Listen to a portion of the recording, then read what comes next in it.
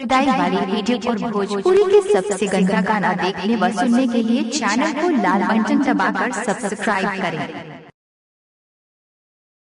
आप सुन रहे हैं दीपिका सेक्सी चैनल बटन को दबाएं और नए नए गानों को सबसे पहले सुनने के लिए घंटी को दबाएं।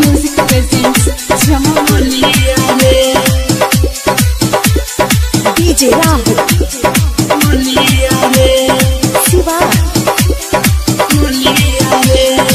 चढ़ल जवानी एकर नइखे रोकात रे, ढेर दिन से देखतानी मानू हमार बात रे, मानू हमार बात रे, मानू हमार बात रे। चढ़ल जवानी एकर नइखे रोकात रे, ढेर दिन से देखतानी मानू हमार बात रे।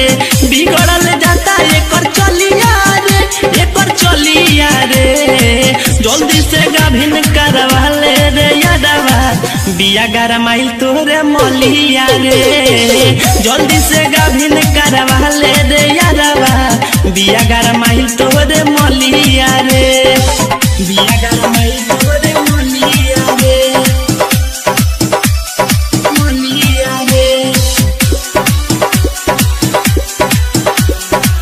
बिया 11 माइल तोरे मलिया रे। दीपिका सेक्सी चैनल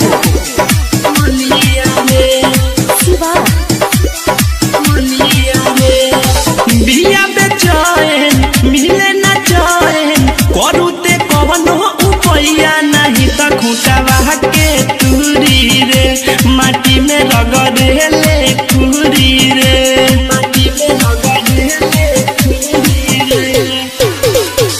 बिया बेचैन मिले न चैन, करू ते कवनो उपैया नहीं त खूंटावा के तुरी रे, माटी में रगड़े ले खुरी रे। सीमेंट डालवा दे तता कलिया रे, तता कलिया रे, जल्दी से गाभिन करवा ले रे यादवा, बिया 11 माइल तोरा मलिया रे, जल्दी से गाभिन करवा ले रे यादवा, बिया 11 माइल तोरे मलिया रे, बिया 11 माइल तोरे मलिया रे।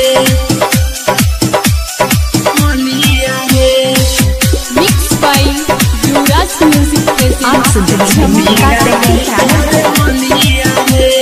डीजे राहुल शिवा उदे बोलावा भैसा बोलावा, यादव प्रदीप को बता दे कि लसन कर गोड़ावा धरी रे, तबे नु एकरा पर चढ़ी रे, तबे नु एकरा पर चढ़ी रे। उदे बोलावा भैसा बोलावा, यादव प्रदीप को बता दे कि लसन कर गोड़ावा धरी रे, तबे नु एकरा पर चढ़ी रे, तबे तो मिली दूध छलिया रे, दूध छलिया रे, जल्दी से गाभिन करवा ले रे यादवा, बिया 11 माइल तोरे मलिया रे, जल्दी से गाभिन करवा ले रे यादवा, बिया 11 माइल तोरे मलिया रे। आप सुन रहे हैं दीपिका सेक्सी चैनल को।